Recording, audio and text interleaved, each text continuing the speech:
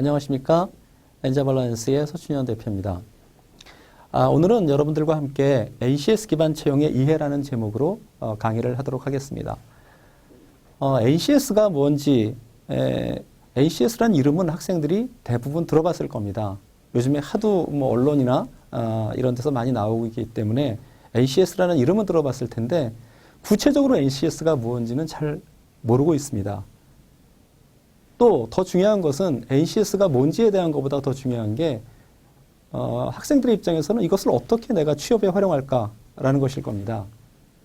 그래서 오늘 제 강의는 이 ACS가 뭔지에 대한 것과 더 중요한 이 ACS를 취업에 어떻게 활용해서 자기가 원하는 회사에 취업할 수 있을 것인가, 이것을 중심으로 오늘 얘기를 해나가도록 하겠습니다. 자, 먼저 ACS가 뭔지 이걸 먼저 간단하게 짚고 넘어가도록 하겠습니다. ACS는 National Competency Standards의 약자입니다. 그대로 번역하면 국가 직무능력 표준, 국가 역량 표준 이 정도로 번역을 할 겁니다. 설명은 산업 현장에서 직무를 수행하기 위해 요구되는 능력, 여기서의 능력은 지식, 기술, 태도로 크게 구분을 합니다. 이것을 국가 산업 부문별, 수준별로 체계화 및 표준화한 것이라고 설명을 할 수가 있습니다. 그런데 이렇게 설명해도 학생들이 잘 이해를 못할 거예요. 그래서 좀 쉽게 설명을 해드리겠습니다.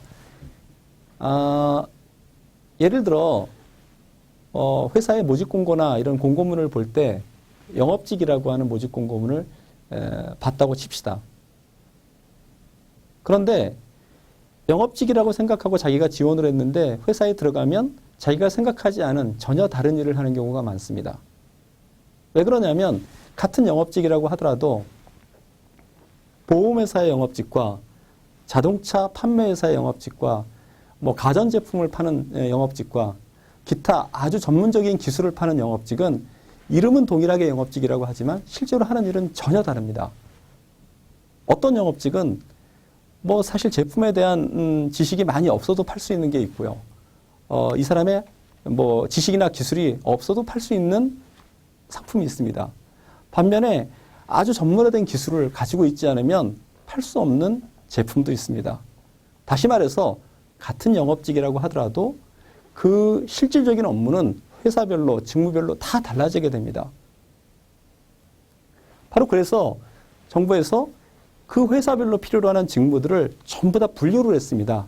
이 직무에는 어떤 지식이 필요하고 어떤 기술이 필요하고 어떤 태도가 필요한 것을 전부 다 분류화해서 체계화했습니다. 그 다음에 이것을 ACS 지오케어라고 하는 홈페이지를 통해서 전부 다 공지를 해놨습니다. 공고를 했습니다.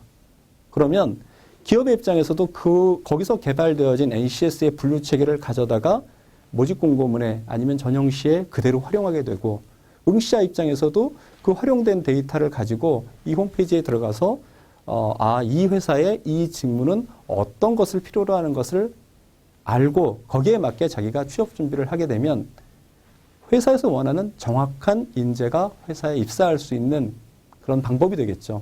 그래서 NCS라는 것은 산업 현장에서 실제로 사용되어지는 직무 능력을 전부 다 표준화해서 그것을 학생들이, 구직자가 활용할 수 있도록, 그리고 기업들이 활용할 수 있도록 만들어 놓은 것, 그것이 바로 NCS다라고 보시면 될 겁니다.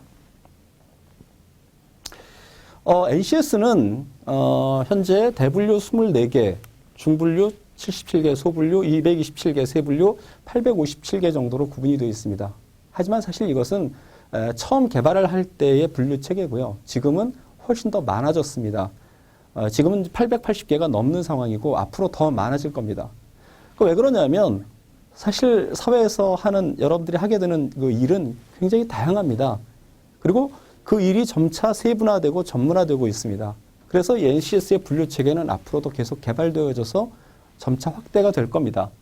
현재는 사업관리, 경영회계, 사무, 금융보험, 교육자원과학 이렇게 큰 대분류 기준으로 해서 24개의 그 분류 체계를 가지고 가고 있지만 이것들이 중분류, 소분류, 세분류가 조금씩 앞으로도 변동되어집니다. 그래서 취업을 준비하는 구직자 입장에서는 이것뿐 아니라 앞으로 계속 개발되어지는 새로운 분류 체계에 대해서 계속 정보를 획득하게 되면 자기가 어떤 분야로 진로를 설정할지, 그 다음에 거기에 대해서 어떻게 준비해야 될지를 조금씩 더 잘 알 수 있게 될 겁니다. NCS란 무엇인가? 이 산업 현장에서는 사실 어떤 일에 필요한 지식이나 기술, 태도 뭐 이런 것들이 막 혼재되어 있습니다. 그래서 기업의 입장에서는 이런 것들이 굉장히 혼재가 되어 있기 때문에 이게 지식에 해당되는 건지, 이 일이 태도에 해당되는 건지, 이게 그 기술에 해당되는 건지를 잘 모릅니다. 그래서 이것들을 전부 다 분석을 해서 분류를 해서 국가직무능력표준 NCS에서 지식은 지식대로, 기술은 기술대로, 태도는 태도대로 정리를 했습니다. 이렇게 분류를 해서 그것을 자격제도나 교육훈련제도나 경력개발 같이 모든 단계에서 활용될 수 있게 적용을 시킵니다. 그 다음에 이것들을 점차 개선해서 산업 현장에 적합한 인적자원 개발에 활용되어지고 그것이 능력 중심 채용으로 활용되어지는 그런 단계별 체계를 갖습니다. 네, 이번에는 NCS의 활용 범위에 대한 이야기를 드리도록 하겠습니다. NCS는 채용에서만 활용되어지는 것은 아닙니다. 기본적으로 채용이 가장 첫 번째 단계고 가장 중요한 요소이기 때문에 채용이 앞단에 서겠지만 사실은 채용뿐 아니라 인사관리 전반에서 NCS는 활용되어지게 됩니다. 여기서의 능력 중심의 인력 채용이라는 것은 이 직무에 회사에서 원하는 직무에 적합한 능력을 가진 사람을 뽑는다는 것. 그것이 바로 NCS 채용이라고 말할 수 있고요. 그러기 위해서는 이 사람이 그 직무에 대한 자격을 얼마나 가지고 있느냐 또 굉장히 중요한 요소입니다. 그래서 자격제도도 NCS 기반으로 바뀌게 됩니다. 과거에 여러분들이 학생들이 그 자격증을 딴다라고 하면 열심히 시험 공부를 해서 그 시험에 합격하면 어떤 자격증이 나왔을 겁니다. 뭐 일반적으로 기사 자격증도 있고 굉장히 많은 자격증들이 있는데 과거에는 시험에 얼마나 시험을 잘 보느냐, 공부를 해서 시험에 합격하느냐가 굉장히 중요한 요소였다고 하면 NCS의 자격제도는 과정을 중시합니다. 그래서 이 직무에 필요한 자격을 가졌다라는 것은 그 직무에 관련된 교육 과정을 이수했는지가 중요한 요소죠. 그래서 자격증에 과거에는 뭐 무슨 기사 1급 뭐 이런 식이었다고 하면 NCS 기반에서는 어떤 교육 과정을 이수했는지가 그 자격증에 명시가 됩니다. 그런 식으로 과정 위주로 그 교육 위주로 자격제도가 개편되게 됩니다. 다시 말해서 실무에 얼마나 적합한 필요한 지식을 확보했는지를 체크하는 거죠. 그 다음 NCS는 승진승급에서도 굉장히 중요한 자료로 활용이 됩니다. 여러분들이 회사에 입사하게 되면 NCS 기반으로 입사를 하게 되면 어떤 직무를 정해서 입사를 할 겁니다. 그런데 입사해서 퇴사할 때까지 똑같은 일만 한다고 하면 개인의 발전도 없고 회사에서도 별로 좋은 것은 아니겠죠. 그래서 NCS에서는 입사한 이후에 단계별 승진이나 직무 배치 이런 것들에 대한 그 전반적인 설계도가 다 만들어져 있습니다. 그래서 내가 이 직무에 입사를 하게 되면 그거하고 연결된 어떤 직무를 할 수 있고 또 그거하고 연결된 어떤 직무로 자기가 배치가 옮겨갈 수 있도록 모든 것이 구조화되어 있습니다. 그리고 옮겨가면서 거기에 맞춰서 승진도 되고 거기에 맞춰서 급여도 올라가게 됩니다.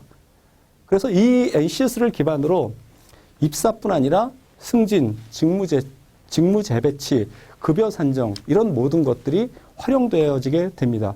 일반적으로 그 NCS는 약 850여 개의 그 세 분류로 구분이 되는데 그것이 직무 분류만 나눠지는 것뿐 아니라 레벨 단위라는 것이 있습니다. 그래서 가장 낮은 단계가 레벨 1, 가장 높은 단계가 레벨 8입니다. 그래서 레벨 1서부터 레벨 8까지 그 계속 자기의 레벨 단위가 올라가게 되면 그만큼 더 중요한 일을 하게 되고 더 많은 급여를 받게 되고 회사에서 중요한 역할을 하게 되는 겁니다. 그래서 이 NCS는 채용, 자격제도, 승진, 직무 재배치 이런 모든 인사관리에서 활용되어지는 가장 기본적인 요소입니다. 그래서 학생들이 내가 취업하려는 분야가 이 분야다 해서 그 분야에 대한 직무만 볼 것이 아니라 그 직무가 앞으로 어떻게 발전될 건지 이것이 어떻게 내가 사회에서 성장할 건지까지 감안해서 자기의 희망 직무를 선택하게 되면 훨씬 더 효율적이고 자기의 미래가 보장된 좋은 직무 선택이 될 수가 있습니다.